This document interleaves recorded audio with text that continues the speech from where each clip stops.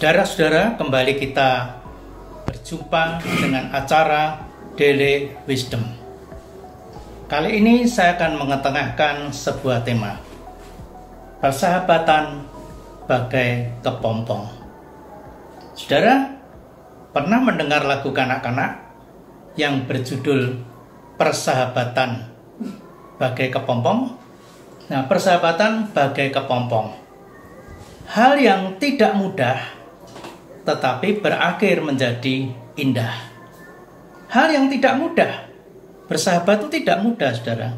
Tetapi kalau terus terjalin dengan baik, akan menjadi indah. Saya akan ceritakan satu kisah yang benar-benar terjadi. Ada seorang gadis yang dimotivasi teman-temannya, akhirnya dia mendaftarkan diri mengikuti American Idol. Nah, teman-temannya mengatakan apa kepada dia? Teman-temannya mengatakan, kamu ini hebat, suaramu hebat, kamu bisa menjadi juara. Dia mendaftar, lalu ketika dia sampai pada waktunya harus naik ke pentas, pertama-tama yang dikatakan apa? Dia mengatakan bahwa teman-teman saya mengatakan saya pandai menyanyi, suara saya bagus, dan saya bisa menjadi bintang. Kemudian dia mulai menyanyi dengan suara yang melengking tinggi. Semua orang bertepuk tangan. Tapi setelah itu, suaranya menjadi tidak karuan, fales, dan tidak enak didengar. Semua orang tertawa.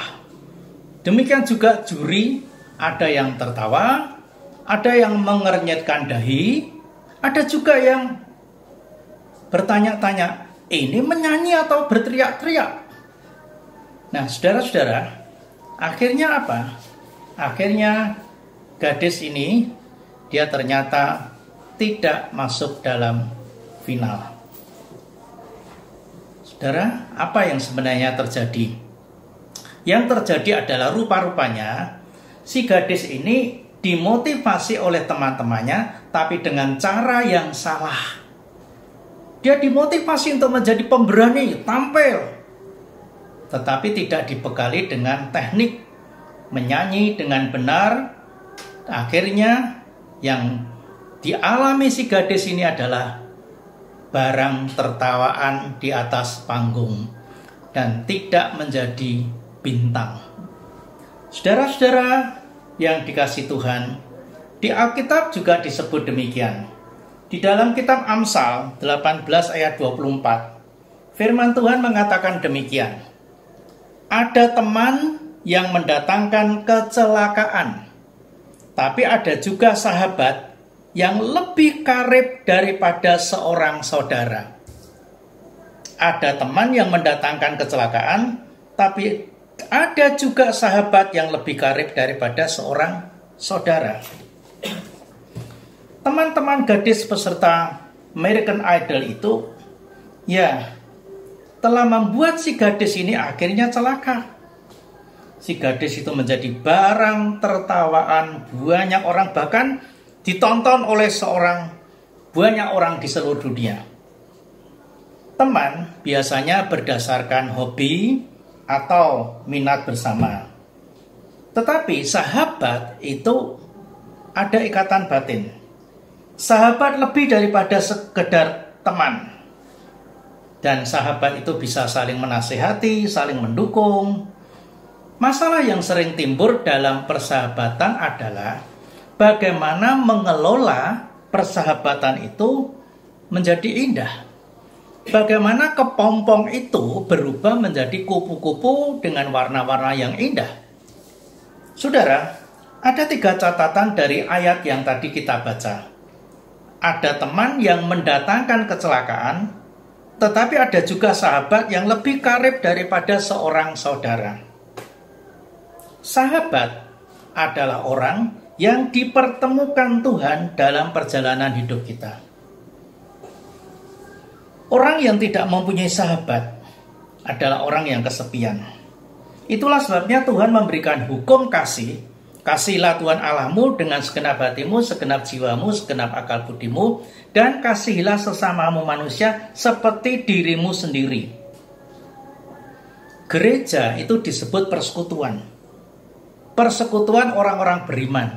Bukan perkumpulan, bukan paguyuban, bukan persahabatan. Kita dipertemukan Tuhan dengan sesama oleh Tuhan menjadi sahabat.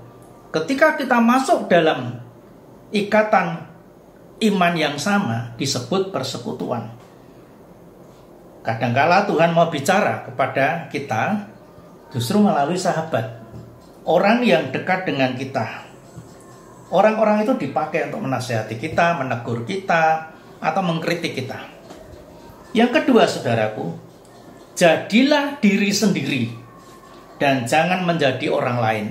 Jadilah diri sendiri dan jangan menjadi orang lain. Gadis yang mengikuti American Idol tadi, rupa-rupanya dia mengikuti banyak orang. Dia begitu percaya kepada teman-temannya tanpa menyadari bahwa teman-temannya itu sedang membawa dia kepada kecelakaan, menjadi barang tertawaan. Tuhan Allah menciptakan manusia masing-masing itu dengan keunikannya sendiri. Gadis American Idol yang ikuti American Idol itu, dia sudah menjadi orang lain, bukan dirinya sendiri. Oke, teman-temannya memberikan masukan, memberi apa, boleh. Tetapi pada akhirnya keputusan terakhir harus pada diri sendiri. Kita memang harus menjadi orang yang terbuka, mendengar nasihat orang lain, teguran orang lain, dan sebagainya. Tapi semuanya pada akhirnya kembali pada diri sendiri. Dan lebih hebat lagi jikalau dalam banyak hal kita memiliki hikmat Tuhan. Sehingga dengan hikmat Tuhan kita dituntun. Dan yang terakhir, saudara, miliki ikatan yang menimbulkan dampak kehidupan. Ketika kita bersahabat, hanya ada dua kemungkinan. Kita akan mempengaruhi atau kita dipengaruhi.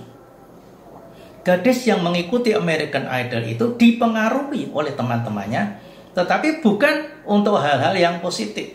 Hanya didorong saja supaya berani tampil. Nah, ketahuilah saudara, di dalam persahabatan itu, di sana ada Allah yang mempertemukan kita dan yang membuat persaudaraan itu, persahabatan itu berubah menjadi persaudaraan. Yang membuat kita menjadi karib dengan yang lain itu adalah jikalau kita saling menegur, saling menyapa, saling memperbaiki, dan saling mengisi. Setelah kita menerima Kristus, maka di dalam hati kita ada kasih Kristus. Itulah yang kita praktekkan. Maka persahabatan kita itu bagaikan kepompong. Artinya tidak selamanya kepompong, tapi berubah menjadi indah, berubah menjadi kupu-kupu yang terbang ke sana kemari dan indah dipandang oleh semua orang. Nah, saudara-saudara, quote hari ini yang akan saya sampaikan adalah persaudaraan di dalam Kristus menjadi tanda kehadiran Tuhan di tengah dunia yang makin terpecah belah. Tuhan memberkati saudara. Amin.